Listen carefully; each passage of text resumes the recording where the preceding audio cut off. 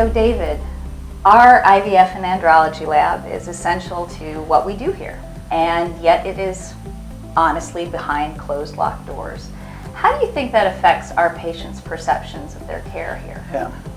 Well, I think it has the potential to be both positive and negative. The positive aspect is they understand that we're trying to protect the space for their embryos, and there's a lot of things that are necessary to make that happen.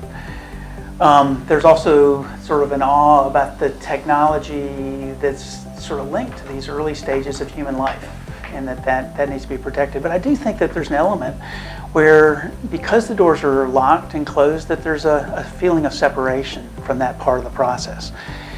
And that's not the intent. So I think that we even have that sense of awe of what's going on back in the lab, and many times we don't go back there ourselves for that reason.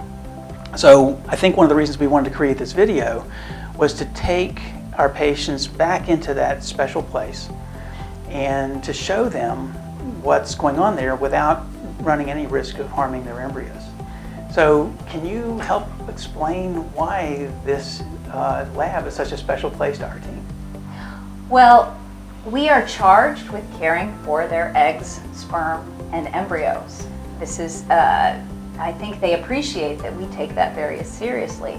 But that means we have to emulate the environment that eggs, sperm, and embryos interact in, which is an inside the body environment. Inside the fallopian tube is where fertilization happens in nature. So we have to create an environment that maintains the purity of the inside of the human body. And so it's important to us that the people who go back there are only the people who actually need to be in that space, that we control the air quality, that we control the humidity, the temperature, that we select very carefully the fluids that the eggs and sperm and embryos are in, that we control the incubator conditions. I mean, there is a lot that we have to do that means that the lab will be an environment that they will never have an opportunity to be in, but that we want them to understand how careful we're being with their gametes.